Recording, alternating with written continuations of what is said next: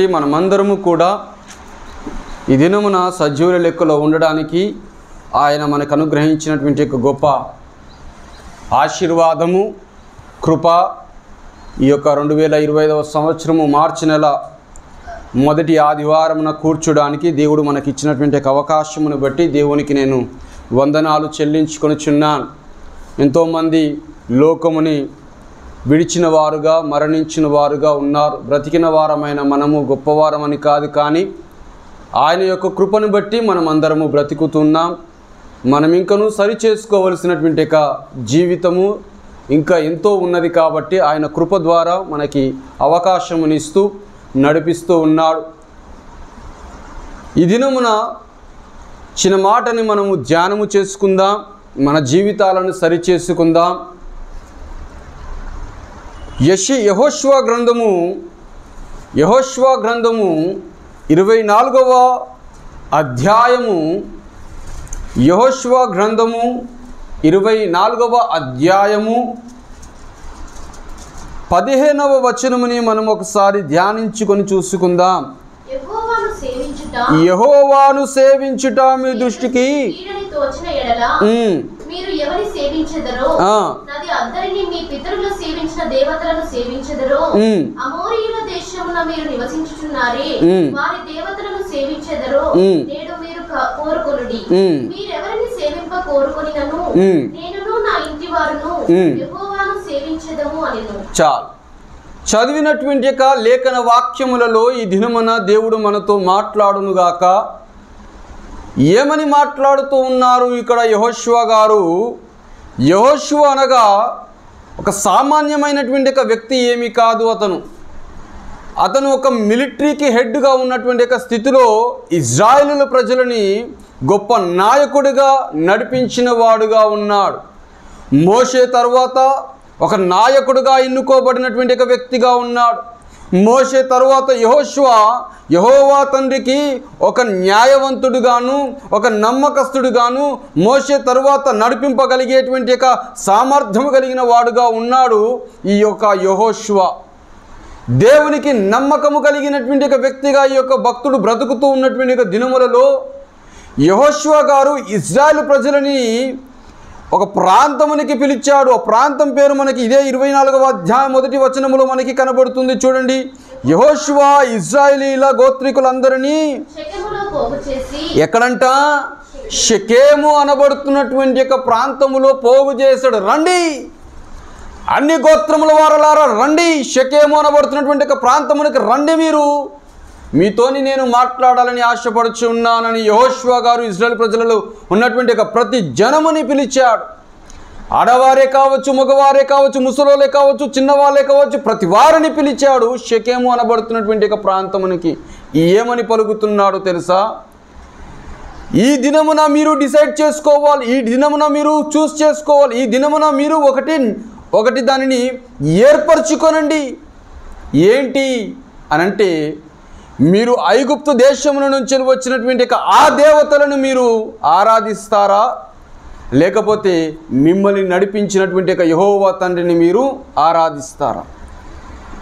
జీవము మరణం అనేది 2 మార్గములు ఉన్నాయి. ఏ మార్గము వైపు వెళ్ళాలనుకుంటున్నారో ఆ దానిని మీరే చూజ్ చేసుకోనండి అని అంటున్నాడు యెహోషువ గారు. ఇజ్రాయెల్ ప్రజలందరికీ చెబుతున్నటువంటి ఒక మాట 15లో మనము క్లియర్గా మనం ఒకసారి చదువుకున్నటువంటి ఒక మాటగా, యెహోషువ యెహోవాను సేవించుట మీ దృష్టికి కీడని తోచిన ఎడల మీరు ఎవరిని సేవించుదురో మీ పితరులు సేవించినటువంటి ఐగుప్తు దేశంలో ఉన్నటువంటి ఆ దేవతలను పూజిస్తారా? పూజించుకోనండి. లేదు, యెహోవానే నాకు గొప్పవాడు, యెహోవానే నాకు సహాయకుడు అని మీకు తోచినట్లయితే ఆ దేవతలను మీరు ఆపివేయండి పూజించడం. యెహోవా తండ్రినే మీరు పూజించండి, ఆయననే మీరు సేవించండి అని చెబుతూ వస్తూ ఉన్నాడు. ఈ దినములలో చాలామంది ఎలా ఉన్నారో తెలుసా? చల్లగానైనా లేరు, వెచ్చగానైనా లేరు, నులివెచ్చని స్థితిలో ఉంటూ ఉన్నారు. 2 వైపులా అడుగులు వేస్తూ 2 వైపుల జీవితమును గడుపుతున్న వారుగా ఉంటూ ఉన్నారు. నామకార్థమైనటువంటి ఒక క్రైస్తవ జీవితము, అయితే ఇటు అయితే అటు అన్నట్టుగా బ్రతుకుతూ ఉన్నారు. ఏదో ఒక స్థితిలో ఉండాలి అని అంటున్నాడు దేవుడు. 2 నాలుకలు కలిగినటువంటి ఒక పాము వలె మనము ఉండకూడదు. 2 నాలుకలు కలిగినటువంటి ఒక విశ్వాసులు ఉండకూడదు. దేవునికి కావలసింది యథార్థమైనటువంటి ఒక జీవితంతో ఆయనను సేవించువారు కావాలి. ఇజ్రాయెల్ ప్రజలు ఎలాగున్నారో తెలుసా? ఐగుప్తు దేశం నుంచి విడిపించేంత కాలము మట్టుకు దేవునిని ఆరాధిస్తూ వచ్చారు, మొరపెట్టుకుంటూ వచ్చారు. విడిపించడము మొదలుపెట్టిన తర్వాత మార్గ మధ్యలోనికి వచ్చి ఏమంటున్నారు? యెహోషువ ఏమని మాట్లాడుతున్నాడు అహరోనుతోని? మోషే ఏమాయనో, చచ్చిపోయినాడో ఏమైండో, మమ్మల్ని నడిపించినటువంటి దేవుడు ఏమైపోయిండు? మాకంటూ ఒక దేవుడు కావాలి, మాకంటూ ఒక రూపము కావాలి అని ఒక రూపముని ఏర్పరచుకొని దానిని ఆరాధించడం మొదలుపెట్టారు. కార్యము జరిగే వరకు ఒకలాగా చూపిస్తారు భక్తి జీవితంని, కార్యము జరిగిన తర్వాత ఇంకొకలాగా చూపిస్తారు భక్తి జీవితంని. చాలామంది లేమాట్లా ఏదైనా అవసరత వచ్చేసరికి దేవుని దగ్గర ఎలా ఉంటాము? ఎంతో విధేయత. అబ్బో, వాని ప్రార్థన జీవితం చూసి ఎదురునికి అబ్బా ఎంత భక్తిపరుడో అన్నట్టుగా విధేయత చూపిస్తారు ప్రార్థన జీవితంని. దేవుడు కూడా కనికరపూరుడే. నీ యొక్క వేషధారణ తెలిసినప్పటికీ కూడా నువ్వు అడుగుతున్నటువంటి ఒక విశ్వాసముతో కూడుకున్న మాటను బట్టి దేవుడు నీకు ఆశీర్వాదమునిస్తే కార్యము జరిగిన తర్వాత దేవునినే మరిచినటువంటి ఒక ఇజ్రాయేలీల వలె మన హృదయముని మనము స్థిరపరచుకుంటున్నాం. అదే యెహోషువ ఇజ్రాయేలీలకు చెబుతున్నటువంటి ఒక మాట. ఏమని? ఈ దినమున మీరు ఒక చాయిస్ని మీరు చూస్ చేసుకోనండి. యెహోవాను సేవించుట మీ దృష్టికి అనుకూలముగా లేకపోయినట్లయితే, ఆయన మీకు దేవుడుగా ఉండకుండా ఉండాలనుకున్నట్లయితే, మీరు మీ పితరులు ఏదైతే దేవతలను పూజించి ఉన్నారో పూజించుకోనండి. కానీ నేను నా ఇంటి వారము మాత్రము అది ఆ నిశ్చయతలోనికి ఒక చాయిస్లోనికి రావాలి. ఎవరిని సేవిద్దామని అనుకుంటున్నావు? చాలామంది ఈ లోకంలో మనుషులను సేవించేవారు ఉంటారు. కొంతమంది దేవునిని వదిలిపెట్టి మనుషుల వెంబడి పరిగెట్టేవారు చాలామంది ఉంటున్నారు. నీ ఉద్యోగంలో ప్రమోషన్ కోసము నీ మేనేజర్ల వెంబడి పరిగెట్టేవారు కొంతమంది ఉంటారు. కాకపట్టేవారు కొంతమంది ఉంటారు.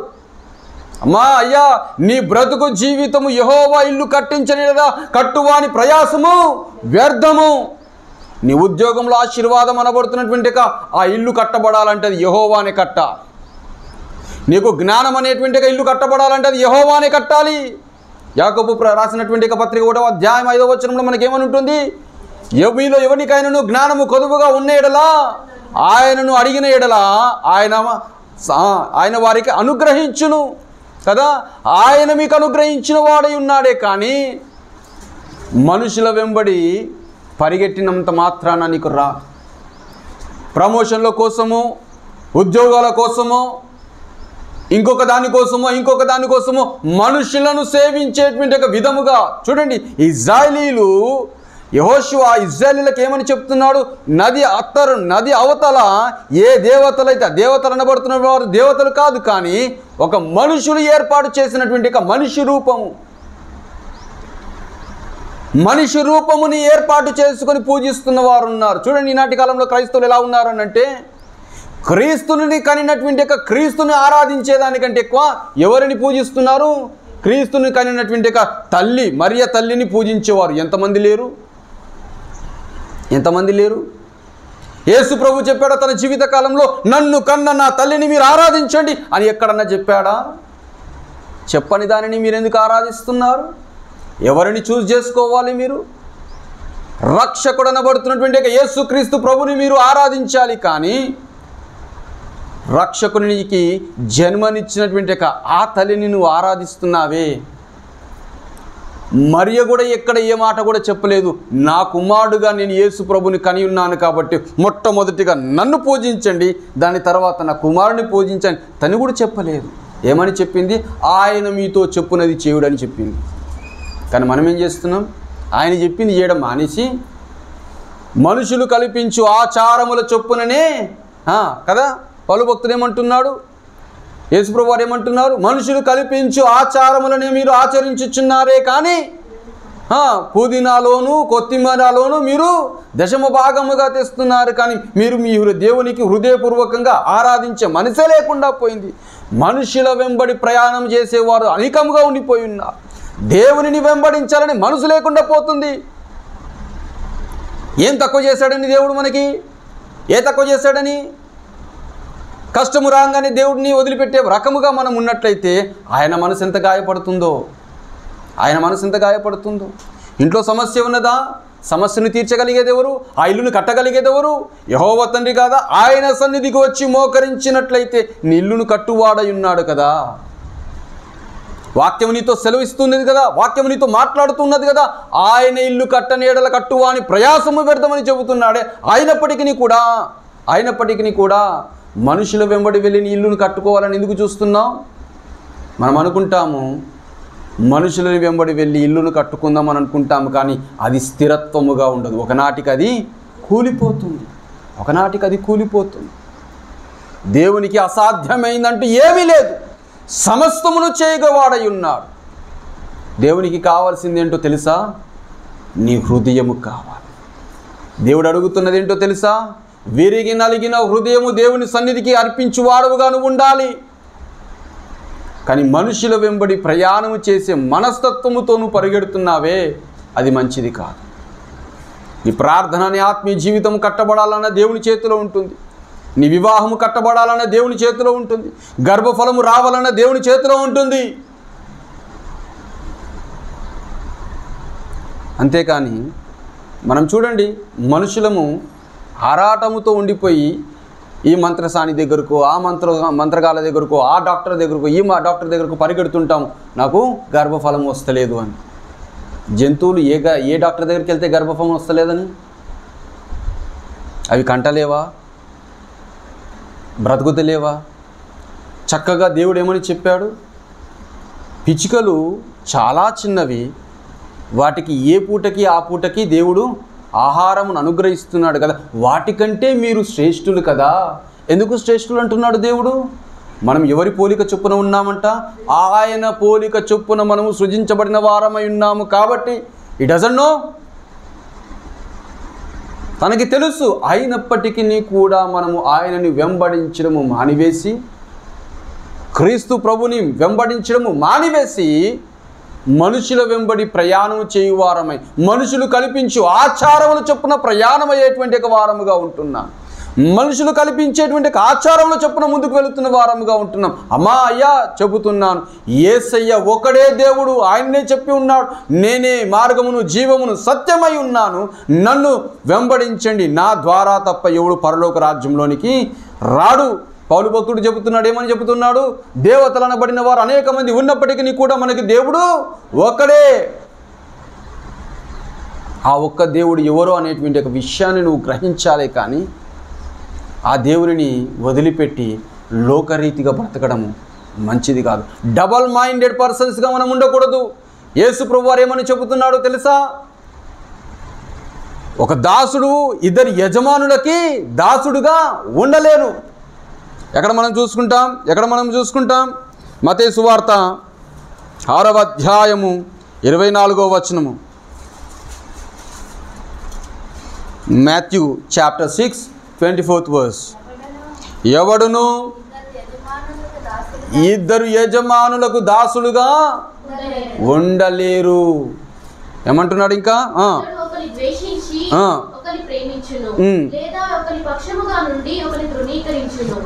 దేవునికి సిరికిని దాసులుగా, ఈ రెండు రకములైనటువంటి నాలుకలతో ఆత్మీయ జీవితము గడపకూడదు. ఐదర్ చల్లగానైనా ఉండు, వెచ్చగానైనా ఉండు, కానీ నులివెచ్చని స్థితిలో ఉండకూడదు. చేసే పాపం చేస్తూనే ఉంటావు, దేవుని దగ్గరికి వచ్చేసి ప్రభువా నన్ను ఆశీర్వదించాను అంటుంటా. పాడే సినిమా పాటలు పాడుతూనే ఉంటావు, మళ్ళీ దేవుని సన్నిధానికి వచ్చేసి దేవుని స్తుతించుడని పాట పాడుతూనే ఉంటావు. రెండు నాలుకలు కావా? చూసే సీరియల్ చూస్తూనే ఉంటావు, చూసే కామెడీ షోలు చూస్తూనే ఉంటావు, మళ్ళీ దేవుని సన్నిధికి వచ్చి అదే నాలుకతో స్తుతిస్తూనే ఉంటావు. మనుషులను మభ్యపరచుచు మనుషులు సంతోషపరచగలిగేటువంటి స్థితిగతులతోనే మాత్రమే ఆత్మీయ జీవితమును గడపడము అది ఎంత మాత్రము తగినది కాదు. అందుకే యేసు ప్రభువారు ఏమంటున్నారో తెలుసా? ప్రభువా అన్న ప్రతి వాడు పరలోక రాజ్యంలోనికి రాడు, కానీ నా తండ్రి చిత్తము చొప్పున నెరవేర్చువాడు మాత్రమే పరలోక రాజ్యమునికి వచ్చాడు. ఆయన చిత్తము ఏంటి? దేవుని సన్నిధానంలో నువ్వు మోకరించి ప్రార్థన చేసి తెలుసుకోవడము అలవాటు చేసుకోవాలి. యెహోషువ చెబుతున్నటువంటి ఒక మాట ప్రకారంగా ఈ దినమున మనము ఇదే దినము ఏమని మాట్లాడుతున్నాడు చూడండి. అదే మాటలో యెహోషువ గ్రంథం 24:15లో యెహోషువ ఏమంటున్నాడు?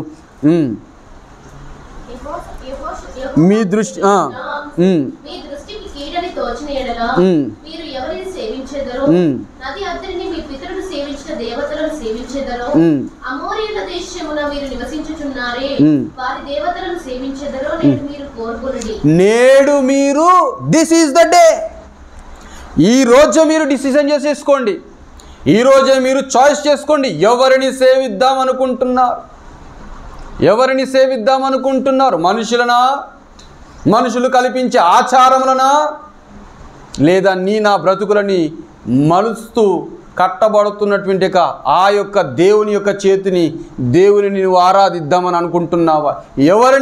ఎవరిని సేవిద్దామనుకుంటున్నావు? మనుషులు కల్పించే ఆచారంలో చొప్పున ముందుకు సాగుతూ ఇదే దేవుడు ఇదే అన్నటువంటి ఆచారములతో ముందుకు సాగినట్లయితే అయితే అటన్నుండండి, అయితే ఇటన్నుండండి. రెండు నాలుకలు కలిగినటువంటి వ్యక్తులుగా ఇద్దరికి దాసులుగా ఉండలేనటువంటి పరిస్థితి. జీవ మరణములు రెండు ఉన్నాయి. ఆ యొక్క జీవ మరణములు అనబడుతున్నటువంటి రెండు దారులలో ఏ దారి వైపు వెళ్ళాలనుకుంటున్నావో నీవు డిసిషన్ చేసుకో ఈ దినమున. కానీ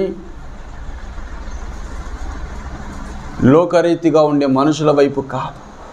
ఇదే మాటని ద్వితీయోపదేశ కాండములో 30వ అధ్యాయము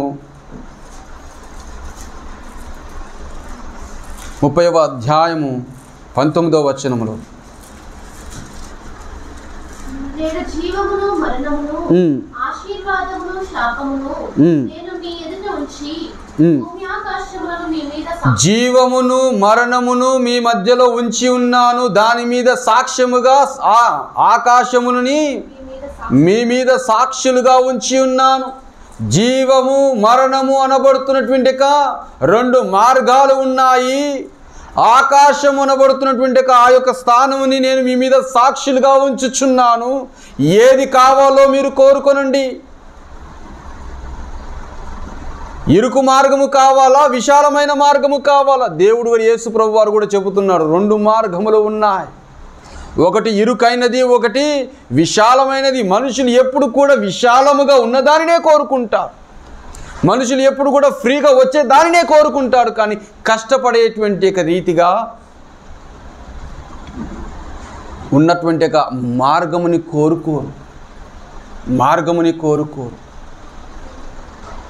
ఉచితముగా ఉన్న దానిని కోరుకుంటున్నారు, కానీ అది తుదకు నాశనమునకు తీసుకొని వెళుతుంది. విశాలమైన మార్గము బాగానే కనబడుతుంది, కానీ తుదకు అది నాశనము చేస్తుంది. అది నిన్ను పడగొడుతుంది, అది నిన్ను నరకములోనికి నెడుతుంది. చాలామంది పీజీను బీటెక్ను కంప్లీట్ అయిన తర్వాత అడ్డదారులతో కూడుకున్నటువంటి డబ్బులు ఇచ్చి ఉద్యోగాలను సంపాదించుకునేవారు చాలామంది ఉన్నారు. విశాలమైన మార్గము. నువ్వు ఇంటర్వ్యూ అటెండ్ అవ్వవు, ఎవడో అటెండ్ అవుతాడు, ఎవడో ఫేస్ చేస్తాడు, ఎవడో ఎగ్జామ్ రాస్తాడు, నువ్వు ఉద్యోగం చేస్తూ ఉంటావు. కానీ చేసినన్ని రోజులు నీ యొక్క బ్రతికి ఎలా ఉంటుందో తెలుసా? బిక్కున భయముతోనే చేస్తూ ఉంటావు. కారణం బ్యాక్గ్రౌండ్ వెరిఫికేషన్, ఎక్కడ దొరికిపోతాను. ఒకవేళ దొరకకపోతుండొచ్చునేమో, కానీ దేవుడు చూస్తున్నాడు కదా. నువ్వు హ్యాపీగా సంపాదిస్తున్నటువంటి సంపాదన నీ ఇంటిలో నీ జోబు వరకు కూడా చేరనివ్వకుండా కొన్నిసార్లు తప్పిపోతుంది. కారణం ఇంట్లో రోగాలతో కూడుకున్న వ్యక్తులు ఉన్నారు, లేదా నీకే ఒక రోగము రావచ్చు, అనేకమైన కష్టములు రావచ్చు.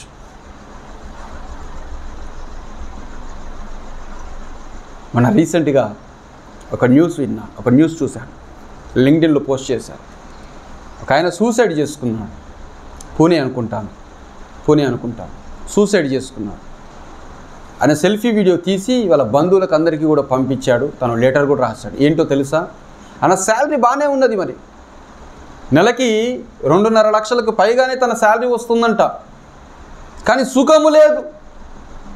ఎవరి వలన? తన భార్య వలన నాకు సుఖము లేదు, నన్ను అనేకమైన టార్చర్లు పెడుతుంది, నా దగ్గర అంతా డబ్బు ఉన్నది, బాగా విలాసవంతమైన ఇల్లు ఉన్నప్పటికీ కూడా సుఖము లేదు. నేను అంటున్నాను, అమ్మా, డబ్బుతో మాత్రమే సుఖము వస్తుంది అని అనుకుంటే అది ఒకనాటికి అది సర్వనాశనంలోనికి తీసుకొని వెళుతున్న స్థితిగతులు కనబడుతున్నా. డబ్బుతో ఈ లోకంలో అన్ని రకాలుగా మనము చేయవచ్చునేమో, కానీ సంతోషమునివ్వదు. పెద్దలు అంటారు కదా సామెత, డబ్బుతో మంచి డన్లప్ పరుపులు కొనుక్కోవచ్చేమో కానీ సుఖవంతమైన నిద్రని కొనలేవు. నీ మనసు నిమ్మలముగా ఉంటే, సంతోషంగా ఉంటే, నేల మీదనైనాను సరే ఆరాంగా పడుకుంటావు కదా. 10 నిమిషాలు పడుకున్నా, గంట పడుకున్నా చక్కటి నిద్రరా కదా. దేవుని యొక్క సన్నిధిలో వాక్యమును వింటున్నటువంటి ఒక జనాంగమా, ఈ దినమున మనము చూస్ చేసుకుందాం. ఎవరిని సేవిద్దాం అనుకుంటున్నావు? నువ్వు ఎవరి వైపు ఉందామనుకుంటున్నావు? దేవుని వైపు ఉందామనుకుంటున్నావా? మనుషుల వైపు ఉందామనుకుంటున్నావా? మనుషులు కల్పించే ఆచారంలో చొప్పున నువ్వు ఆచారంలోనికి వెళ్దామనుకుంటున్నావా? దేవుని వైపు నువ్వు నడుద్దామనుకుంటున్నావా? కొంతమంది క్రైస్తవులు కూడా ఎలా ఉండిపోయినారంటే, ఓ ఇల్లు కట్టుకుంటాడు, పాస్టర్ గారు వచ్చేలోపు వీడు ఇంట్లో పాలు పొంగించుకుంటాడు. పాస్టర్ గారికి చెప్తాడు, అయ్యా ఈ దినమున మా ఇంట్లో ప్రార్థన సెరిమనీ, హౌస్ వార్మింగ్ ఉంది, దయచేసి రండి అని పాస్టర్ గారికి చెప్తే, పాస్టర్ గారికి తెలుసు వాళ్ళు పాలు పొంగించుకొని లోక సంబంధమైన ఆచారంలో చొప్పున వీరు వెళుతున్నారని వారికి తెలుసు. అయినప్పటికీ కూడా పొంగించినటువంటి ఒక ఇంటికి పాస్టర్ గారు ఈయన కూడా పొంగిపోయి వెళ్ళిపోతుంటాడు. కారణం, కానుకలు వస్తాయి కదా. ఎవరు కల్పించారు అది? నువ్వు ఆచరించుచున్నటువంటి ఒక ఆచారం ఎక్కడి నుంచి వచ్చింది? మనుషులు కల్పించేటువంటి ఒక రీతి చొప్పున కాదు. దేవుడు నీ ఇల్లును కట్టాలి, దేవుడు నీ యొక్క గృహమును కట్టాలి, దేవుడు నీ జీవితమును కట్టాలి, దేవుడు నీ యొక్క సంసారమును కట్టాలి, దేవుడు నీ యొక్క ఉద్యోగమును కట్టాలి, నీ ఆరోగ్యమును కట్టాలి, దేవుని చెంత నీ ఉండాలి. అందుకే దావీదు భక్తుడు ఏమంటాడో తెలుసా? ప్రభువా, ఇంతగా నన్ను హెచ్చించుటకు నేను ఏ పాటి వాడని. ఎవరు కట్టారైన ఇల్లుని? దేవుడు కట్టి ఉన్నాడు. అన్నల చేత తృణీకరింపబడినటువంటి దావీదు ఉన్నాడు, కానీ అన్నల కంటే హెచ్చింపుగా ఘనతను పొందుకున్నవాడుగా దావీదు ఉన్నాడు. అదే అన్నల దగ్గర దేవుడు అంతగా హెచ్చించాడు. ఏ అన్నలైతే తృణీకరించి ఉన్నాడో గొలియాతు ఉన్నటువంటి ఒక ప్రదేశంలో ఫిలిస్తీన్ల దగ్గర, అదే అన్నలు దావీదు చేతి క్రింద సైనికులుగా బ్రతుకుతూ వచ్చారు. దేవుని సేవించు వారముగా ఉందాం. దేవునికి మనం యూస్ఫుల్గా ఉండడానికి మనం ప్రయత్నం చేద్దాం. చూడండి, ఇదే మాటని ఈ దినమని నేను నా యొక్క వ్యక్తిగత ప్రార్థన వాక్యపు మాటని చదువుకుంటున్నప్పుడు మొదటి సమూయేలు గ్రంథంలో ఒక చిన్న మాట ఉన్నది. అక్కడ మొదటి సమూయేలు గ్రంథంలో ఏమని ఉన్నదనంటే 8వ అధ్యాయం 7వ వచనంలో, అందుకు యెహోవా సమూయేలునకు సెలవిచ్చినదేమనగా, జనులతో చెప్పిన మాటలన్నిటి ప్రకారము జరిగింపుము. వారు నిన్ను విసర్జింపలేదు గాని తమ్మును ఏలకుండా నన్నే విసర్జించి ఉన్నారు. చూడండి, మనుషులు ఎలాగున్నారో తెలుసా? దేవుడు మాకొద్దు, పరలోకమందున్నటువంటి దేవుడు వద్దు, సృష్టికర్త అయినటువంటి యెహోవా తండ్రి వద్దు, మమ్మల్ని మనుషులే పరిపాలించాలి, మాకు మనుషులే కావాలి. లోకంలో క్రైస్తవులు అలా ఉండిపోయినారు. నాకు నా బంధువులు కావాలి, నా కుమారులు కావాలి, నా కుమార్తెలు కావాలి, నాకు నా వాళ్ళే కావాలి. దేవుడు సెకండరీ థింగ్, చూసుకుందాంలే. మొదటిగా నేను నా బంధువుల ఇంటికి వెళ్తాను, మొదటిగా నేను పెళ్లి ఫంక్షన్కి వెళ్ళేసి తర్వాత వెళ్తానులే. నేను కొన్ని పెళ్ళిళ్ళు మ్యాక్స్ టు మ్యాక్స్ ఏ రోజు ఉంటాయి? సండే రోజే ఉంటాయి. అది కూడా ఎప్పుడు ఉంటాయి? రాత్రులు ఉండవు, పొద్దున పుట్టిన మనకు ఆరాధన టైం అయ్యేటువంటి ఆ టైంలోనే వాళ్ళకి మంచి ముహూర్తాలు వస్తూ ఉంటాయి. బంధువుడు వెళ్ళకపోతే ఫీల్ అవుతాడేమో. వెళ్తావు, దేవుడు నీకు కృప తోడుగా ఉంచుతున్నాడు. ఎందుకో తెలుసా? ఇంకా నువ్వు నీ మనసును మార్చుకొని నీ దేవుని సన్నిధికి వచ్చి ఇంకా నువ్వు దేవుని యొక్క విలువను అర్థం చేసుకుంటావని కృప తోడుగా ఉంచి నడిపిస్తున్నాడు. కానీ నేను అంటున్నాను, వారికంటే దేవునికి ఎక్కువగా నువ్వు ప్రాధాన్యతనిచ్చినట్లయితే ఇంకా హెచ్చింపులోనికి నడిపిస్తాడు దేవుడు. మా నాన్నగారు ఉన్నారు, సొంత అక్కగారు ఇల్లు కట్టుకుంటే, తమ్ముడు గృహప్రవేశం ఉన్నదిరా అంటే మా నాన్న మొట్టమొదటిగా అడిగే ప్రశ్న ఏంటో తెలుసా? ఏ రోజు అక్క అని అడుగుతాడు. ఆదివారం రా తమ్ముడు, ఉదయమున 10:10 అని చెప్తారు. అక్క కుదరదక్క నాకు. ఎందుకు? ఆదివారమున నేను 7 సంఘములను ఆరాధనలోనికి నడిపించాలి. మా నాన్న అప్పటి కాలంలో 7 సంఘాలను నడిపించేవాళ్ళు. ఉదయమునే 3 ఇంటిలో నుంచి బయలుదేరితే 5 ఒక సంఘము, 7 ఒక సంఘము, 10 ఒక సంఘము, అట్లా 7 సంఘాలని నడిపించి రాత్రి 10:30, 11 వచ్చేవాడు ఇంటికి. మళ్ళా ఉదయమునే 3-4 లేచి ఉద్యోగానికి వెళ్ళేవారు. చెప్పేవాడు, అక్క నాకు కుదరదక్క. మా నాన్నగారి యొక్క అక్కలు అందరూ నమ్ముకున్నారు, ఒక్క అక్క తప్ప. సొంత అక్క నేను చెప్పేది, నేను దూరపు బంధువు అని కాదు నేను చెబుతున్నది, సొంత అక్కనే. ఆ ఒక్క అక్క నమ్ముకోలేదు. వారికి గృహకూడిక వచ్చినప్పటికీ కూడా వెళ్ళలే. అక్క యొక్క కూతురు పెళ్ళి అయినప్పటికీ కూడా వెళ్ళలే. ఆదివారం అని వచ్చింది కదక్క, కుదరదక్క అనేవారు. ఒక్క ఆదివారం పోతే ఏమవుతుందిరా, వేరే వాళ్ళకి అప్పచెప్పి రావచ్చు కదా, వేరే వాళ్ళు చూసుకోలే, సేవకు లేరా, ఉన్నది కదా నీ చేతుల కింద అని అనేవాళ్ళు. కుదరదక్క, వేరే వాళ్ళు ఉన్నప్పటికీ నేను చేయవలసిన సేవ నేను చేయాల్సింది. నేను సేవ కోసమే నా ఉద్యోగంలో రిజిగ్నేషన్ పెట్టుకున్నా, అది వదులుకొని మళ్ళీ నీ దగ్గరికి నేను ఎట్లా వస్తానక్క? నేను ఉద్యోగం చేస్తున్న సమయంలో ఆదివారం నాకు ఉద్యోగం పెడుతున్నారని చెప్పేసి నేను రిజిగ్నేషన్ పెట్టిన. ఎందుకు? ఇక్కడ ఉన్నటువంటి ఇండస్ట్రీలు అన్నీ కూడా మండే రోజు సెలవు, ఆదివారం కాదు. అలాంటిది అంత ప్రాధాన్యతను కోరుకున్నవాడు మా నాన్న. అలాగా మన ఇంటికి సొంత బంధువులు వచ్చి పత్రిక ఇచ్చి, అయ్యారండి, అమ్మారండి, ఇదిగో ఇది అన్నప్పుడు ఎవరికి నువ్వు ప్రాధాన్యతనిస్తావు అదే చెబుతున్నాడు. నది అద్దరిలో ఉన్నటువంటి యొక్క ఆ దేవతలకి నువ్వు ప్రాధాన్యతనిస్తావా? నది దాటింప చేసినటువంటి ఆ యెహోవా తండ్రికి నువ్వు ప్రాధాన్యతనిస్తావా? ఎవరికి ఇస్తున్నావు? ఈ దినమున నీవు చూస్ చేసుకో అంటున్నాడు యెహోషువ. అలాగా ఈ దినమున మనము చూస్ చేసుకుందాం, ఎవరికి ప్రాధాన్యతనిస్తానంటున్నావు. ఇజ్రాయిలీలంట సమూయేలు దగ్గరికి వచ్చి మొరపెట్టుకున్నారు, అయ్యా ఇక నీ కుమారులు మమ్మల్ని పరిపాలించింది చాలు, నీ అంట మంచి బుద్ధి వాళ్ళ దగ్గర లేదు, లంచాలను తీసుకొని తారుమారు చేస్తున్నారు వాళ్ళు, మమ్మల్ని పరిపాలించడానికి మనుషుడే కావాలి అని కోరుకున్నప్పుడు యెహోవా నొచ్చుకొని మాట్లాడే మాట ఏంటో తెలుసా? ఎంత మంచి మాట అంటున్నాడు అక్కడ. తమ్మును ఏలకుండా నన్ను విసర్జించారయ్యా. నువ్వెందుకు బాధపడుతున్నావు సమూయేలా? నిన్ను కాదు విసర్జించింది, నీ కుమారులను కాదు విసర్జించింది, నన్ను విసర్జించారు. ఏమంటున్నారు వాళ్ళు? మమ్మల్ని పరిపాలించడానికి మాకంటూ ఒక రాజుని ఏర్పాటు చెయ్యము అని మాట్లాడుతున్నారే.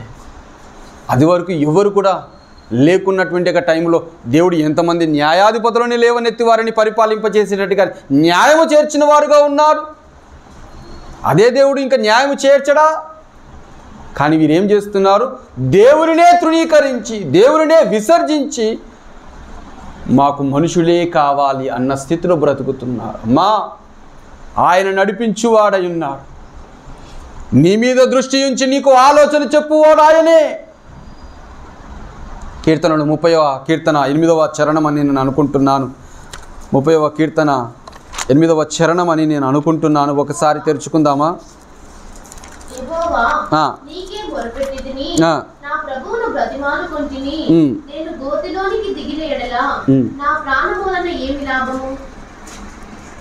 ఒక్క నిమిషము, లెట్ మీ ఓపెన్ ఇట్.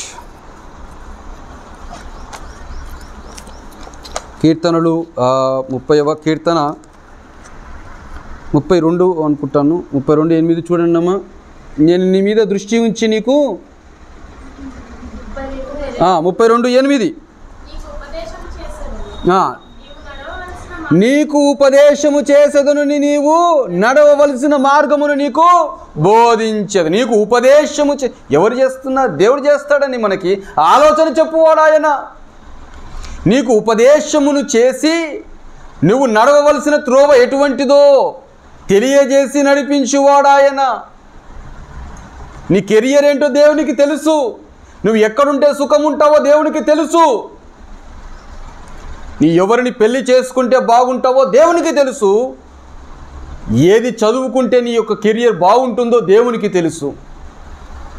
ఏ ఏరియాలో ఉంటే దేవుడు నిన్ను ఆశీర్వదిస్తాడో దేవునికి తెలుసు. దేవునికి తెలియదా? అదే అబ్రహామును ఆశీర్వదించిన దేవుడు మెసొపొతేమయలో ఆశీర్వదించలేడా? ఆశీర్వదిస్తాడు కదా. ఎందుకు రమ్మంటున్నాడు? He want to bless you in other way. ఇంకొక రీతిగా దేవుడు ఆశీర్వాదం ఇద్దామని అనుకున్నాడు. లేదయ్యా, ఇక్కడే నా బంధువులు ఉన్నారు, పుట్టినప్పటి నుంచి ఇక్కడ పెరిగిన 72 సంవత్సరం ఇక్కడ ఉంటిని, ఇంతమందిని వదిలిపెట్టేయడం రమ్మంటే వస్తే వీళ్ళందరినీ మనసు కలక అంటుంది, ఎట్ట వదిలిపెడతా అని ఆగలే అబ్రహాము గారు. నేను చూపించు దేశమునికి నీవు వెళ్ళుము అని అబ్రహాము గారితో చెప్పిన వెంటనే నడిచినవాడుగా ఉన్నాడు. ఆయన విశ్వాసం ముంగట మన విశ్వాసం కాలిగోటిది కూడా కాదమ్మా. గొప్ప గొప్ప విశ్వాసమునకి మూలకారకుడు. అందుకే విశ్వాసమునికి గుర్తుగా సున్నతిని సంపాదించుకున్నాడు. ఎంత విశ్వాసమో చూడండి అబ్రహాము గారిది. పుట్టినటువంటి బిడ్డ ఏకైక కుమారుడు అయినప్పటికీ కూడా, ఎదిగినటువంటి బిడ్డ ఉన్నప్పటికీ కూడా దేవుడు దర్శనమిచ్చి ఏమంటున్నాడు? నేను చూపించేటువంటి కొండ మీదికి వచ్చి ఏమయ్యా బలి అర్పించుము అనగానే ఉదయమునే లేచి, ఎప్పుడు లేచాడంట? ఉదయమునే లేచి, నాకు సాతన అవుతుంది, ముసలోని కదా, మెల్లమెల్లగా కష్టమవుతుంది నాకు, ఇంత పొద్దున రమ్మంటావా అనలే. అక్కడ మనమైతే ఉదయమున లేవడానికి ఇబ్బంది పడుతున్నాం, ఉదయమున ప్రార్థన చేసుకోవడానికి ఇబ్బంది పడుతున్నాం. అమ్మా, అబ్రహాము గారు అప్పటికీ తన వయసు 100 సంవత్సరములు దాటింది, ఉదయమునే లేచి. నేను అంటున్నాను, మనసులో ఆసక్తి కలిగి ఉంటే వయసు మీద దృష్టి ఉండదు. మనసులో ఆసక్తి ఉంటే నీ శరీరం మీద ఉన్నటువంటి వ్యాధుల మీద నీకు దృష్టి ఉండదు. ఆశ కలిగిన ప్రాణం ఏం చేస్తాడంటే తృప్తిపరచును. నేను ముసలోన్నయ్యా, నేను ముసలమ్మనయ్యా, నేను లేవనేనయ్యా, నేను రాలేనయ్యా, నేను చేయలేనయ్యా. అబ్రహాము గారు అలా మాట్లాడలేదు. వచ్చాడు, కొండ మీదకి ఎక్కాడు, పిల్లవాడిని కట్టేశాడు, బలి అర్పణ మీద పెట్టేశాడు, కత్తి ఎత్తాడు, చంపేద్దాం, బలి అర్పిద్దామని. వెంటనే దేవుడు ఏమని మాట్లాడుతున్నాడు? అబ్రహామా, ఎత్తిన కత్తిని అట్టనిగా ఆపేసి, నీ విశ్వాసం ఏందో నాకు బాగా తెలుసు. ఇంకా ఆశీర్వాదం పొందుకున్నాడు అబ్రహాము గారు. మనం ఏం చేస్తున్నాం? వంకలు పెట్టుకుంటూ ఉంటాం. చూస్ చేసుకుందాం. నువ్వు సేవించుచున్నటువంటి దేవుడు ఉన్నవాడు అనువాడై ఉన్నాడని చెప్పి ఉన్నాడు మోషేకి. ఆయనకి ఏ పేరని చెబుతావు? నేను ఉన్నవాడు, నిన్న అనువాడను, ఏ కాలములైనను సరే నేను ఉన్నవాడనై ఉన్నాను, ఏ కాలములైనా సరే నేను మాట్లాడువాడనై ఉన్నాను. నాకు ఏ పేరు అని పెడతావు? నేను ఎప్పటికీ ఉండువాడు, యుగ యుగములకు నేను ఉన్నవాడనై ఉన్నా. చూసి చేసుకుందాం. ఇజ్రాయేలీలు దేవునిని తృణీకరించి మనిషిని కోరుకున్న రీతిగా నీవు ఒకవేళ మనుషులని కోరుకుంటున్నావేమో. నీవు మనిషిని కోరుకున్నట్లయితే కొంతకాలము మట్టుకే నీ బ్రతుకు సరిగ్గా ఉంటుంది, కానీ తర్వాత అది విచ్ఛిన్నమైపోతుంది. జాగ్రత్త సుమే. దేవుని యొక్క ఏర్పాటులో నీ జీవితముని కట్టుకున్నట్లయితే సుఖవంతముగా దేవుడు నడిపించువాడై ఉన్నాడు. సుఖవంతముగా నడిపించువాడై. కొంతమంది నా బ్రతుకు డబ్బుతోనే కట్టబడాలనుకుంటారు, కొంతమంది నా బంధువులతోనే నా యొక్క ఇల్లును కట్టుకోవాలని అనుకుంటారు. లోక సంబంధమైన వాటి మీద నీ ఆశ కలిగి ఉండి నువ్వు కట్టుకోవాలనుకుంటున్నావేమో, కానీ ఒకనాటికి అది విచ్ఛిన్నమైపోతుంది. ఎవరది? బాబేలు గోపురంని కట్టాలని అనుకున్నటువంటి జనాంగమునకి ఏం జరిగింది? ఒక దగ్గరే ఉందాం, ఆకాశమునంటూ నీతిగా మనము గోపురముని కట్టుకుందాం, ఎక్కడికి వెళ్ళకూడదు అని అనుకున్నారు. విచ్ఛిన్నమైపోయిందా లేదా? ఏకంగా భాషలే మారిపోయినాయి. ఎవరు ఎక్కడికి పోతున్నారో తెలియదు. వాడు మాట్లాడే మాట వీనికి అర్థమైతే లేదు, వీడు మాట్లాడే మాట వానికి అర్థమైతే లేదు. వాడు నీళ్ళు అంటే వీనికి ఇంకోటి అర్థమవుతుంది, నీళ్ళు అంటే మనకి వాటర్ అంటే పానీ. ఒకటే, అన్ని పదాలు ఒకటే, అన్ని మీనింగ్ ఒకటే, కానీ పదాలు చేంజ్ అయిపోయేసరికి అంటున్నారు అక్కడ. అదే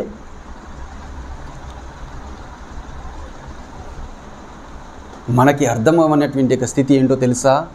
నేను ఒక్క దగ్గరే నా బంధువుల దగ్గరే ఉండాలి, నా ఇంట్లో వాళ్ళతోనే ఉండాలి అని అనుకుంటున్నప్పుడు దేవుడు దానిని చెల్లా చెదురు చేస్తాడు. యేసుక్రీస్తు ప్రభువు మరణించి తిరిగి వెళ్ళిపోయిన తర్వాత తిరిగి వచ్చి వారికి చెప్పిన మాట ఏంటో తెలుసా? మీరు లోకమునకు వెళ్ళి లోకములో ఉన్నటువంటి వారందరికీ మీరు సువార్తని ప్రకటించుడి అని చెబితే వీరేం చేశారు? ఒక దగ్గర ఉండిపోయినారు. ఇట్ట కాదని చెప్పేసి పౌరులు లేవనెత్తిండు. ఈయన తరవడం మొదలుపెట్టేసరికి అక్కడక్కడ పారిపోయినారు. ఏ దేశం పడితే ఆ దేశం, ఎక్కడ పడితే అక్కడ. ఎక్కడ ఉండాల్సినటువంటి ఒక తోమ ఏడికి వచ్చినాడు. నేను అంటున్నాను, దేవుడు వాడుకున్నంతసేపు నీ బ్రతుకు చక్కగా ఉంటుంది. ఆయన మీద మనం ఆధారపడదాం. నువ్వు దేవుని చూస్ చేసుకుంటున్నావా, మనుషులను చూస్ చేసుకుంటున్నావా? దేవుని కాదని లోక సంబంధమైనటువంటి వాటి మీద నువ్వు ఆధారపడేటువంటి మనస్తత్వంతో ఉన్నట్లయితే ఎప్పటికీ బాగుపడదు. మోకరించు, ప్రార్థన చే, దేవుని అడుగు, సమస్త కార్యములు జరిగించువాడు ఆయనే. మత్తయి సువార్త 19వ అధ్యాయం 21లో ఒక మాట ఉంటుంది చూడండి. మత్తయి సువార్త 19వ అధ్యాయం 21లో ఒక యవ్వనస్తుడితో ఏమని మాట్లాడుతున్నాడో తెలుసా? అందుకు యేసు నీవు పరిపూర్ణ వగుటకు నీ పోయి నీ ఆస్తిని అమ్మి బీదలకిచ్చి ఏం చేయమంటున్నాడు అక్కడ? నీవు వచ్చి నన్ను వెంబడించుము. ఎవరిని వెంబడించమంటున్నాడు? యేసుని వెంబడించమంటే అప్పుడు పిల్లవానికి బాధ అనిపించిందట. అమ్మా ఇంత ఆస్తి ఉత్తగనేయమంటున్నాడు ఈయన. ఇదంత కఠినమైన మాట, నా వల్ల కాదు, 100 కోట్ల ఆస్తి అట్టెట్ట వదులుకుంటా అని యేసునే వదులుకున్నాడు, ఆస్తిని పట్టుకుపోను. అలా ఉండిపోయింది మన ఆత్మీయ జీవితం. నాకు తెలిసినటువంటి ఒక సేవకుడు తెలుసు. అతను ఐఏఎస్ ఎగ్జామ్ రాసిన తర్వాత క్వాలిఫై అయ్యి రేపటి దినమున తను చైర్ మీదకి ఎక్కాలి. ఆ యొక్క ఐఏఎస్ ఆఫీసర్, మర్చిపోయాను అంకుల్ గారి పేరు కూడా, సాక్ష్యము.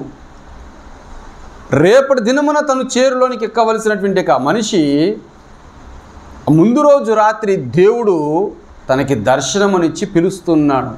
బిడ్డ, నీవు నా సేవకు రా. వెంటనే అంకుల్ గారు దానికి యాక్సెప్ట్ చేసేసి రిజిగ్నేషన్ అనగా ఇంకా వెళ్ళక ముందే దానిని అధికారులకి చెప్పేసి సేవకి అంకితముగా వెళ్ళిపోయిన వాడై ఉన్నాడు. ఒకవేళ దేవుని సేవని కాదని ఈ దానిలోనే వెళ్ళినట్లయితే ఇంకేమి నష్టము జరుగును. వరల్డ్ ఫేమస్ గాస్పల్ ప్రీచర్, మనకందరికీ తెలిసినటువంటి భక్తుడు ఉన్నాడు కదా, బిల్లీ గ్రహం గారు. తను ఒక మంచి స్పోర్ట్స్ పర్సన్.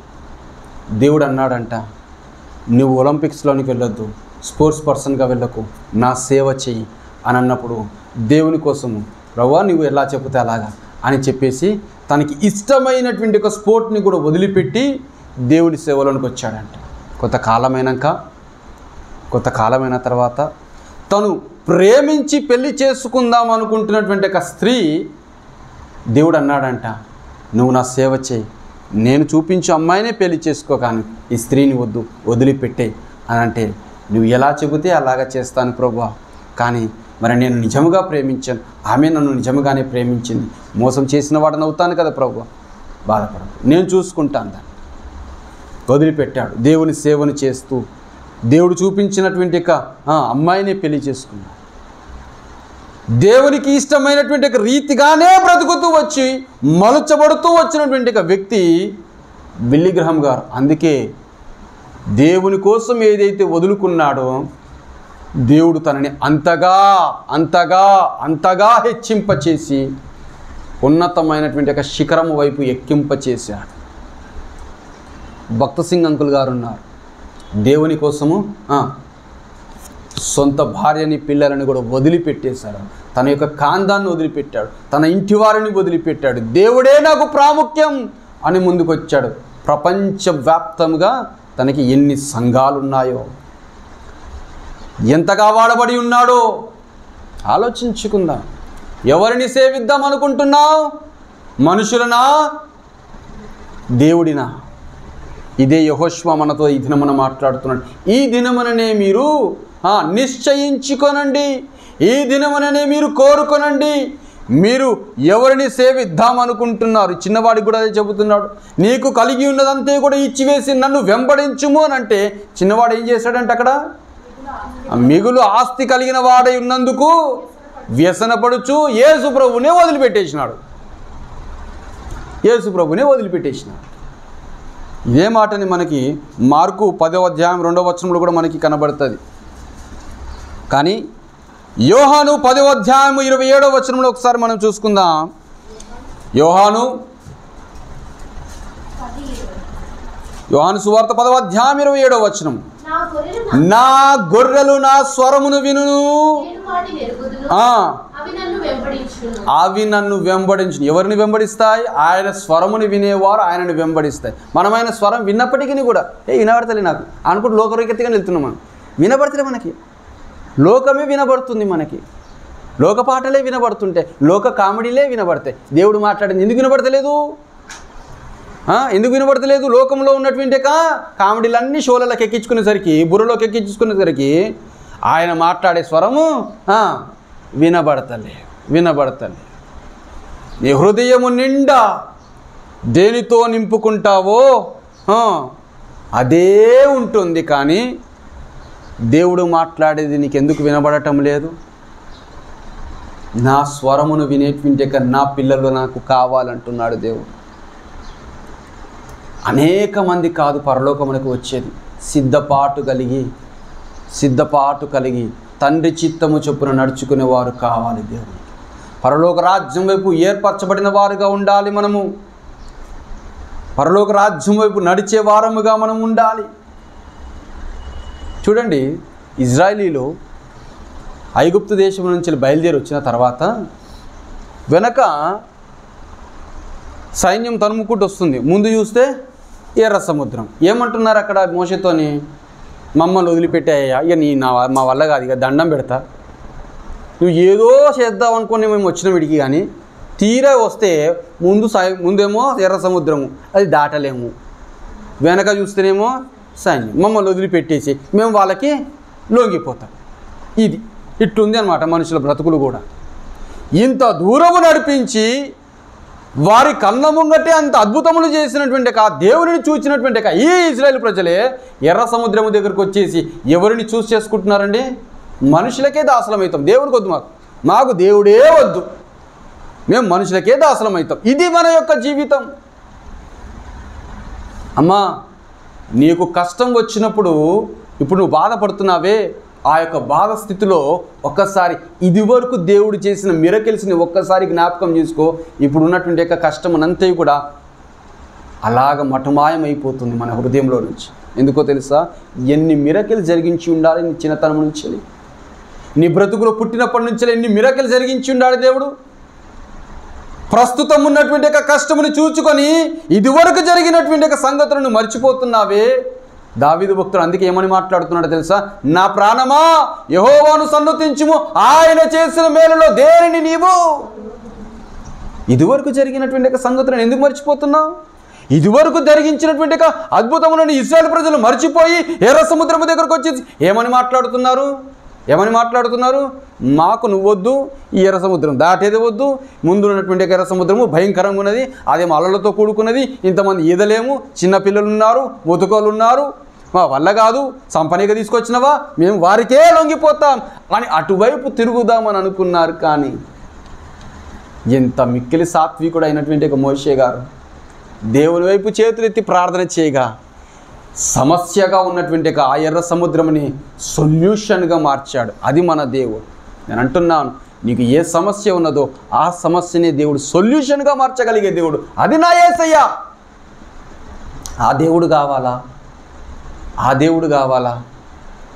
లోకములో కొంతసేపటికి మాత్రమే సుఖ సంతోషములు ఇచ్చేటువంటి ఈ యొక్క లోకము కావాలా? చాలామంది నిక్విజిక్ అంతమంది తెలుసు కదా, చేతులు కాళ్ళు లేనటువంటి యొక్క వ్యక్తి, ఓన్లీ తల నుండి మొండెం కదా, తల నుండి ఈ నడుము వరకే ఉండేటువంటి ఒక వ్యక్తి. ఆయన ప్రపంచవ్యాప్తకంగా గొప్ప పరిచారకుడుగా దేవుని సేవ చేస్తున్నాడు. చేతులు కాళ్ళు లేవు, చేతులు కాళ్ళు రెండు ఉండవు, ఓన్లీ తల నుంచి ఈ నడుము వరకే ఉంటుంది. గొప్ప సేవకుడుగా ఎదిగున్నాడు, పెళ్లి చేసుకున్నాడు, చక్కటి భార్య, చక్కటి పిల్లలు, స్విమ్మింగ్ చేస్తాడు, గోల్ఫ్ ఆడతాడు. ఎంత చక్కటి ఆశీర్వాదం ఇచ్చాడు దేవుడు. ఆయన తన జీవితంలో ఎప్పుడు నాకు చేతులు లేవే, నాకు కాళ్ళు లేవని ఎప్పుడు కూడా బాధపడలేదు. దేవుని స్తుతిస్తూ వచ్చాడు, అంతగా దేవుడు ఆశీర్వదిస్తూ వచ్చాడు. నేను అంటున్నాను, నువ్వు ఏ స్థితిలో ఉన్నావో ఆ స్థితిని బట్టి దేవునికి నీవు కృతజ్ఞత కలిగి ఉండుము. సామెతలలో ఏమంటాడు? అయ్యా ప్రభువా, ఎక్కువైన ఎడల నేను నిన్ను మర్చిపోదునేమో, తక్కువైతే నేను నిన్ను దూషిస్తానేమో. ఏ దినమునకి కూడు కావాల్సింది ఆ దినము నాకు అనుగ్రహించుము అని దేవునికి విధేయత కలిగినటువంటి భక్తుల వలె దేవుని సేవించే జనముగా ఉందామా? మనుషుల వైపు నీ యొక్క మనసును త్రిప్పుకొని టెంపరీగా నీకొచ్చే ఆశీర్వాదం చూసుకొని సంతోషపడతావా? దేవునికి తెలియదా నీ పరిస్థితి? దేవునికి తెలియదా నీ ఉద్యోగం ఏందో? దేవునికి తెలియదా నీ యొక్క పరిస్థితిలో నీ యొక్క వివాహం ఎలా ఉండాలో? దేవునికి తెలియదా వివాహం జరిగిన తర్వాత నీకు గర్భఫలం ఇవ్వాలను? దేవునికి తెలియదా నిన్ను ఒక ఆడపిల్లగా పుట్టించినటువంటి దేవునికి తెలియదా? నిన్ను ఒక మగవానిగా పుట్టించినటువంటి దేవునికి తెలియదా? తల్లిదండ్రులుగా వృద్ధులకు వచ్చిన తర్వాత ఆ వృద్ధులకి కావలసినటువంటి ఆరోగ్యం ఎలా ఉండాలో దేవునికి తెలియదా? దేవుడే అంటున్నాడు, ముదిమి వచ్చే వరకు నేను నిన్ను ఎత్తుకుని వాడను. దేవునికి కావాల్సింది ఏంటో తెలుసా? నీ హృదయం ఆయనకు సంపూర్ణముగా సమర్పించుకుని వారు కావాలి, కానీ లోకము వైపు తిరిగేవారు కావాలి. దేవునికి సంపూర్ణంగా నీ హృదయమును సమర్పించుకో. ఎవరిని కోరుకుంటున్నావో ఈ దినమున నిన్ను నీవు నిశ్చయతలోనికి నడిపించుకో. నీ హృదయముని దేవుని వైపు త్రిప్పుకో. విన్న వాక్యమును బట్టి దేవునికి మనం కృతజ్ఞతాస్తుతులు చెల్లించుకుంటూ మోకరించుకుందాం, ప్రార్థన చేసుకుందాం.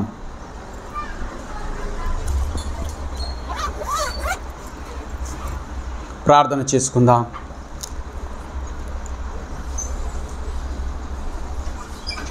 ప్రభువా యేసు వైపు నీవు తిరిగి, ప్రభువా లోకములో ఉన్నటువంటి వ్యక్తుల వైపు నేను నా మనసును త్రిప్పుకొని లోకానుసారంగా జీవిస్తున్నానయ్యా.